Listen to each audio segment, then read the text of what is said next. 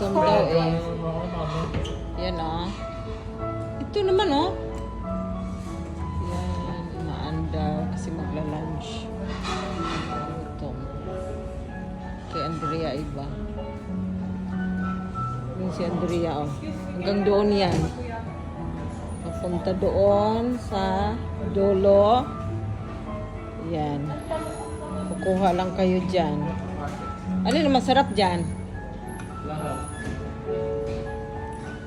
Lahat ayaw mo nito eh, yung green.